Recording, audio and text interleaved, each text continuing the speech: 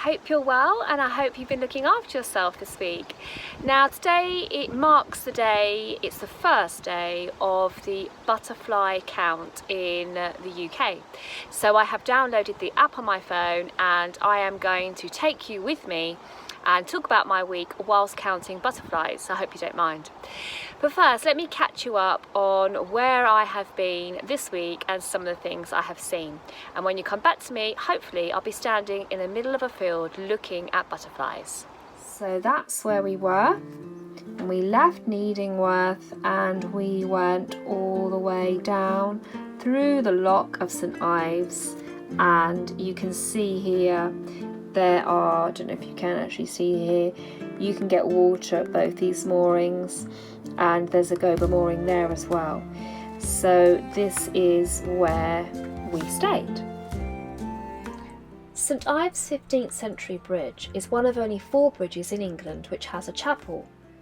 Chapels like this were relatively common in medieval times, as they served as toll houses and a place for travellers to pray for a safe journey. This chapel is still occasionally used today.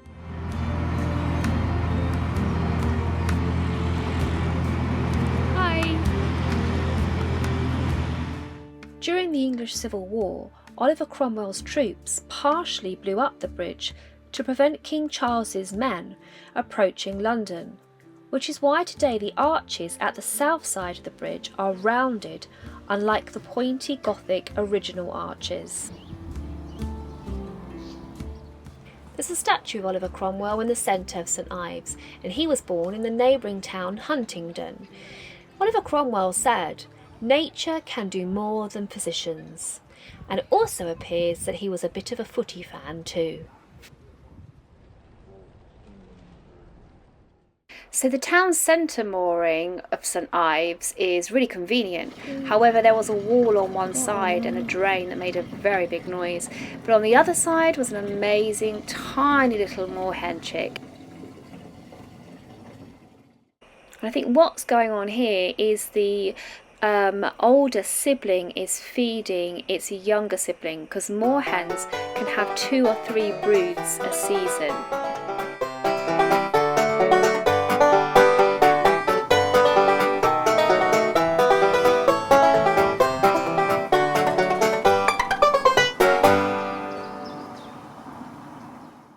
But my favourite mooring in St Ives was just a short walk outside from the town in a much more secluded area. Right, so here I am in the middle of a field and yeah, absolutely loved St Ives. St Ives is a beautiful place to stay. I've got my pocket butterfly book, but I think on the app anyway it helps you identify them. But I've also got my grasses ID kit. Sedges have edges, rushes are round, grasses are hollow, so what have you found?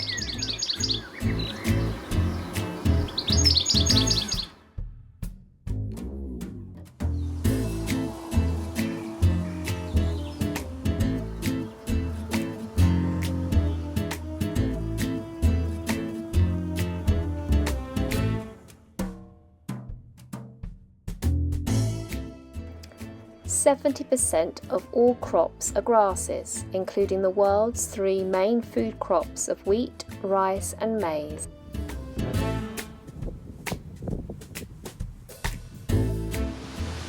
And there's some brilliant things living in it.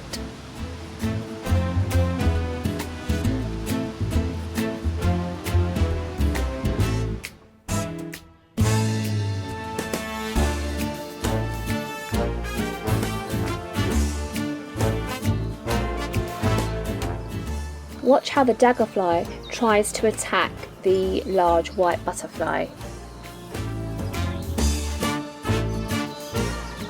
And then just settles for the nectar of the knapweed.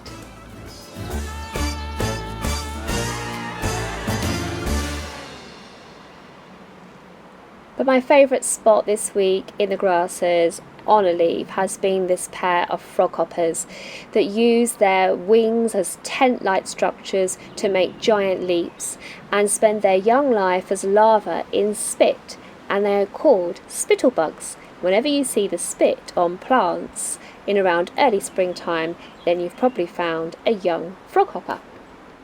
So looking at the flower head section of the grass is just one aspect, but then you have to look at the stem and the base of the grass. And there are over 10,000 species of grass, and my ID kit does not have 10,000 species. So I'm finding the whole identification of grass a challenge. I'm sitting in the hay meadow, and I've walked through here this week and it's been stunning because there have been wildflowers and butterflies and bees and all sorts of insects everywhere. And then this morning, behind me, I know it has to be cut, I know it's a hay meadow, all the butterflies are buzzing around, they don't know where to go, but I have brought my vase with me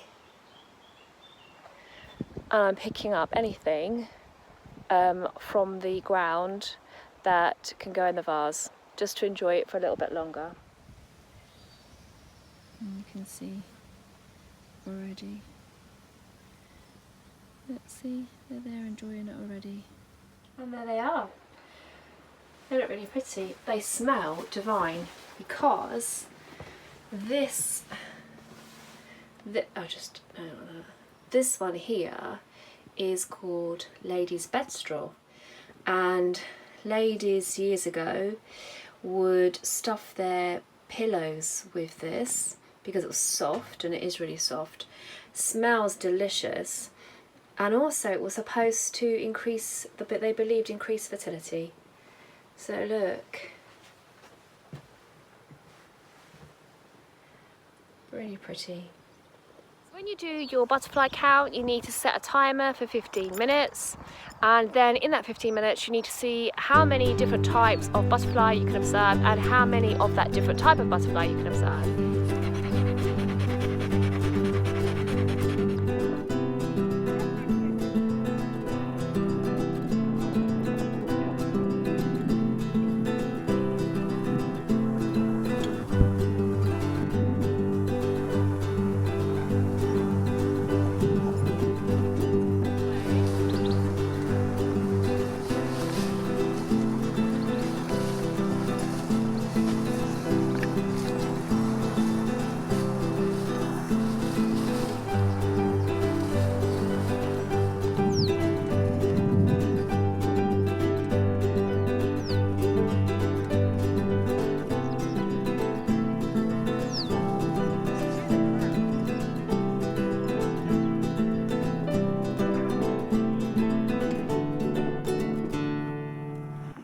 My 15 minutes butterfly count, and we had 8 large white spotted, 1 small white and 15 gatekeepers in this field, but that was the only variety that we have seen.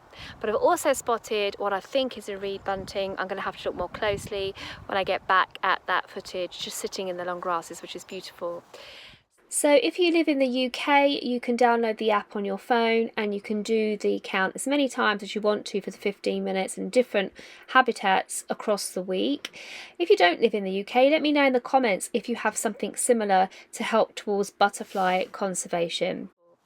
So now it's time to sit back, relax and enjoy a mindful cruise. Look after yourself, take care, and please come and join me next week. Bye!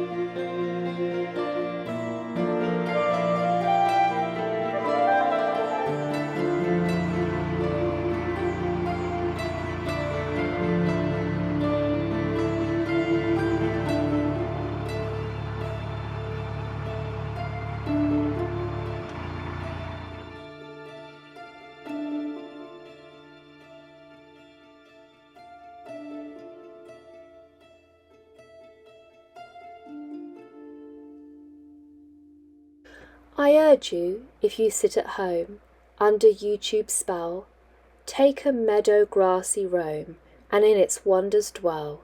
There's beauty in each blade to see, the flower heads, each stem, will offer you tranquillity, unless you ID them.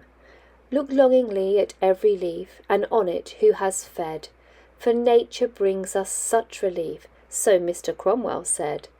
A verdant feast is yours to view, as flowers bloom and burst. But before you switch off from YouTube, watch the mindful Narrowboat first.